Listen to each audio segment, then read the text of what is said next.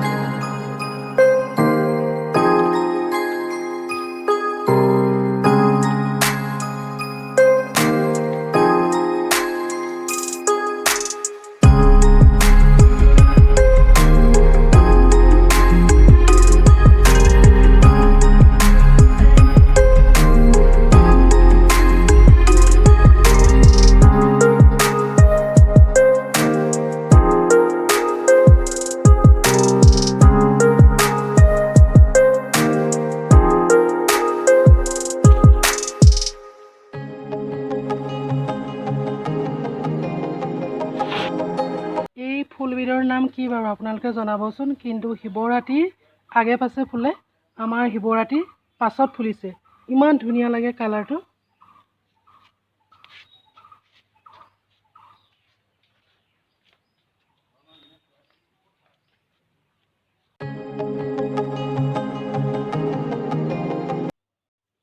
French bean দিছিলোঁ কিন্তু ভাল নহ'ল, তথাপি ঘৰৰে পাচলি।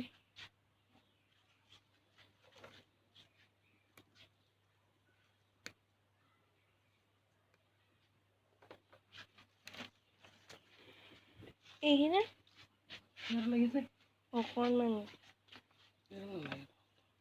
হ'ব দে।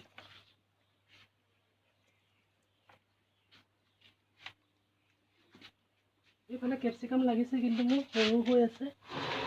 এইয়া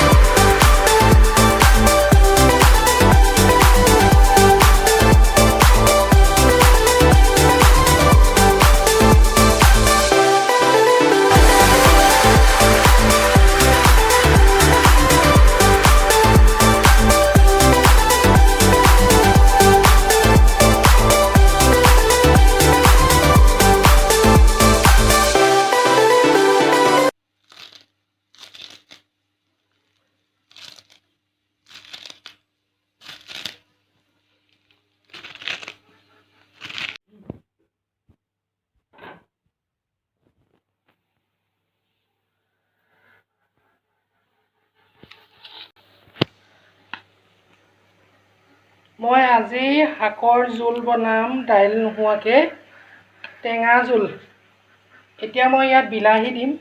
পানীখিনি মই উতলাই লৈছিলোঁ।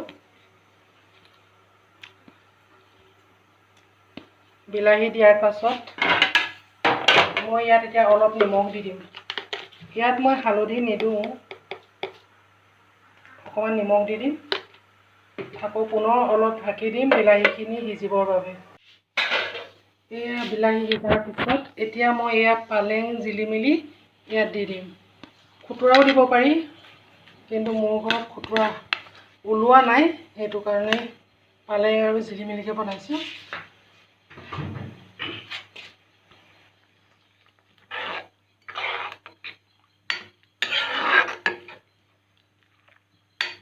যথেষ্ট ভাল লাগে খাবলৈ, আপোনালোকে বনাই খাই চাবচোন। এতিয়া পুনৰ উতলিবলৈ দিম। মই এতিয়া এয়া মানিমুনি আৰু সৰু আলু, গাজৰ এটা দিছোঁ, এয়া বনাম। তেল দি থৈছোঁ, তেল পকিলৈ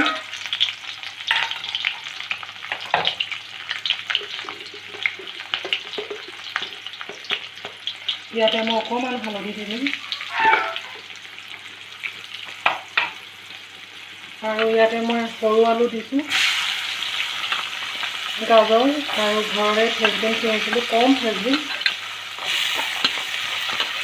আলুখিনি অকণমান সিজাৰ পাছত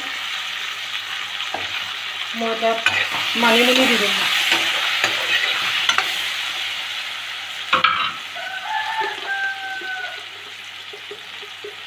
নিমখ দিম সোৱাদ অনুযায়ী।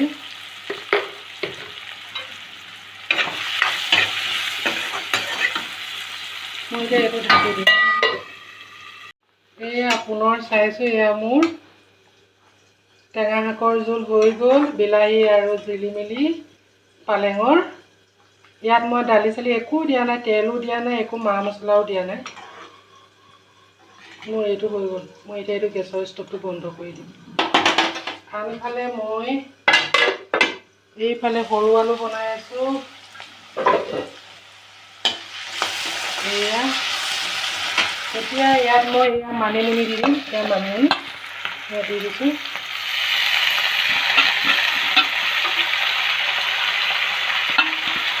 মানিমুনি পথাৰত খুব ধুনীয়াকৈ ওলাইছে, বুটলি আনিছিলোঁ। এতিয়া ইয়াত মানিমুনি সৈতে ভাজিছোঁ। ইয়াত মছলাও একো দিয়া নাই, অকল পিঁয়াজ দি ভাজিছোঁ, নহ'লে মানিমুনি যিটো নিজৰ সুন্দৰ গোন্ধ সেইটো নাইকিয়া হৈ যাব। এতিয়া পুনৰ অলপ ঢাকি দি ইয়াৰ পাছত মোৰ এয়া তৰকাৰী হৈ যাব। আনহাতে মোৰ এয়া মানিমুনি, সৰু আলু, গাজৰ দুটা দিছিলোঁ সৰু আৰু ঘৰৰে, এয়া মোৰ তৰকাৰী হৈ গ'ল। এনেকৈ ফুটা কৰি দিম অলপমান। এতিয়া মই এইটো বেঙেনা পুৰিম। বেঙেনাটো পুৰিবলৈ অসুবিধা হ'ব, তথাপি কিন্তু পুৰি খাবই লাগিব। আনফালে ইখন টাৱাত মই এতিয়া মাছ ফ্ৰাই কৰিম। পাতি থৈছোঁ। কেৰাহীখন দেখি আকৌ নাহাঁহিব, টেৱাখন দেখি নাহাঁহিব দেই। নালটো এৰি গ'ল, কিন্তু মই এইখনত মাছ ফ্ৰাই কৰি ভাল পাওঁ, এনেকুৱা ডাঙৰ মাছ।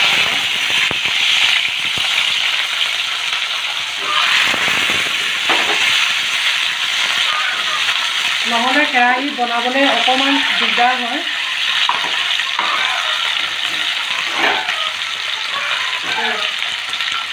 এয়া বেঙেনা পিটিকাত মিঠাতেল অলপ দিছোঁ, আৰু জ্বলাটো নিজৰ খোৱাৰ ওপৰত নিৰ্ভৰ কৰে। এয়া নিমখ অলপমান দিছোঁ, আৰু এতিয়া আটাইখিনি মিক্স কৰি পেলাম।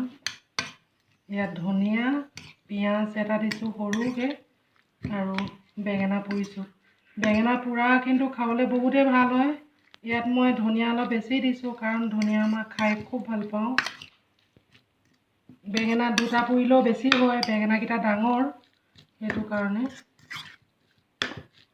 বেঙেনা পিটিকা, ধনিয়া, পিঁয়াজ, এয়া মানিমুনি আৰু সৰু আলু, এয়া দাইলৰ টেঙা, শাকৰ টেঙা।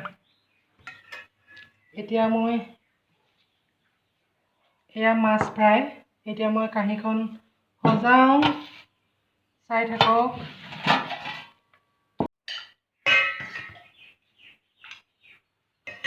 এয়া টেঙা দাইল, এয়া বেঙেনা পিটিকা,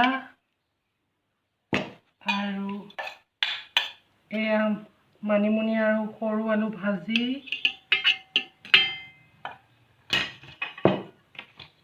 এয়া এজনী মাছ ফ্ৰাই আৰু টেঙা পিচ, আৰু অকণমান ভোট জলকীয়া ৰসটো হ'লেই হৈ যায়, অকণমান। এয়া